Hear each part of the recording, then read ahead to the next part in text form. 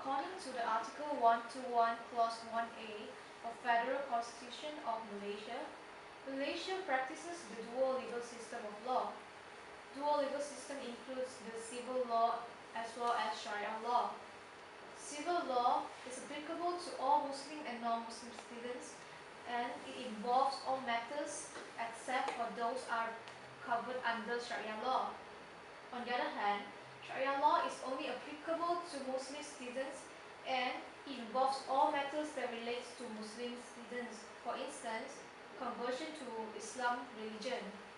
The Malaysian Bar is extremely concerned about the conflicts between the supremacy of federal constitution as well as Sharia court enactments over unilateral conversion. Here's a case involving the conflicts arise from the unilateral conversion of a minor.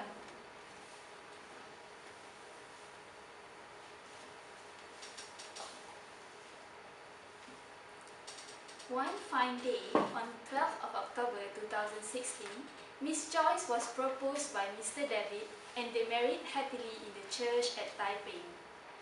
They were contracted a civil marriage under the Law Reform, Marriage and Divorce Act 1976. 2 years later, Joyce and David were blessed with a cute baby boy named Mike. As time passed by, Joyce was having hardship in financing her business. She was so stressed until she began domestic violence towards Mike whenever she is under pressure. David decided to dissolve the marriage since he found that Joyce is not the same lady as she was.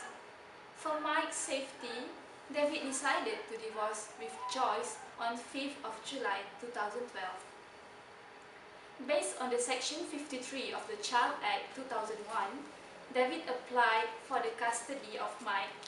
Then High Court judge granted the custody of Mike to David.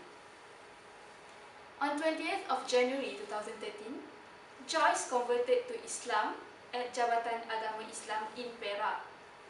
Few weeks later, she abducted Mike and unilaterally converted him to Islam without the father's consent. The conflict arose when David found out that Mike's religion is solely decided by Joyce, and he appealed to void the conversion in civil court. As according to case Viran vs. Deepa, in 2012, Viran converted to Islam, and then he unilaterally converted his 2 children, Shamila and Mitran, a year later. Viran abducted Mitran in 2014, when Mitran was under the custody of the ex-wife Deepa. Now let's take a look at the video of the interview of the person herself, which is Deepa Subramaniam. Pada hari yang sama, saya pergi ke pusat dakwah Paroi untuk lawyer saya minta surat pengesahan suami saya masuk Islam, so saya ke situlah untuk mengambil surat tu.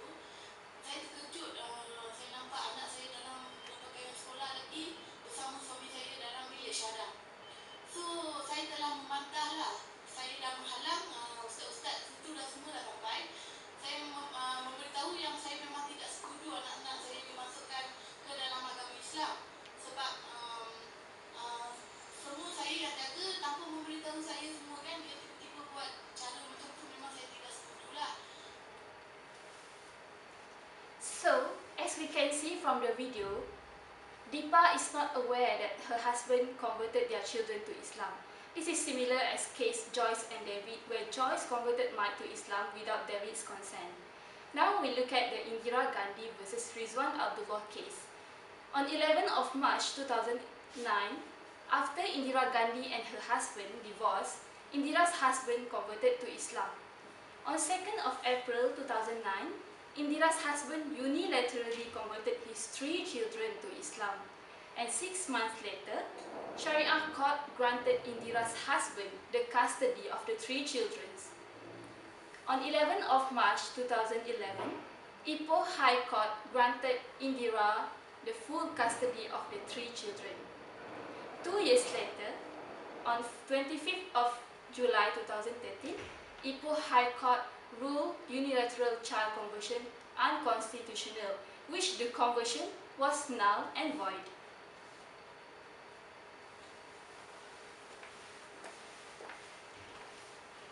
Joyce converted Mike without David's consent because she followed the Article 12 Clause 4. As pointed by the judge, the Article 12 Clause 4 of the Federal Constitution provides, for the purposes of Clause 3, religion of a person under the age of 18 years shall be decided by his parent or guardian. The interpretation of the Article 12 Clause 4 leads to many issues and misunderstandings of English, as the 11th schedule stated that provide that all words in the singular also include the plural and vice versa, which is stated in the Federal Constitution Article 160. However, the word parent has been translated with the national language as ibu atau bapa, in another word, mother or father. This has led to many conflicts between civil courts and Sharia courts. Supporting with previous case such as R. Subhashini and T. Saravanan, the Federal Court ruled the case based on Article 12 Clause 4 in the Federal Constitution. So it means that the court allows the conversion of the child to Islam by only one parent, the father, Saravanan, as it did not violate the Federal Constitution.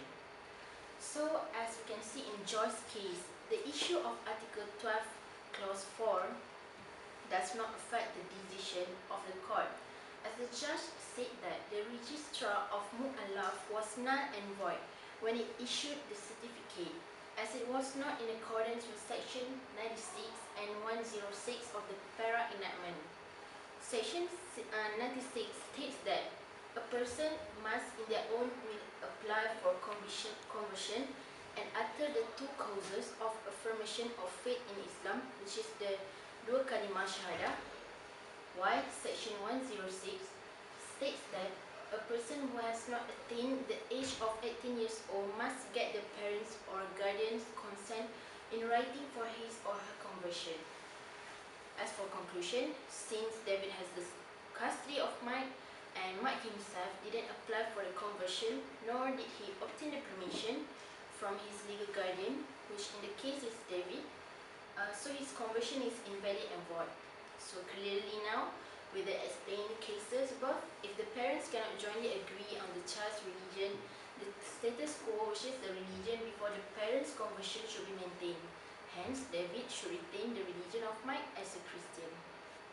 So now I would like to pass the presentation to my friends to present about the recommendation.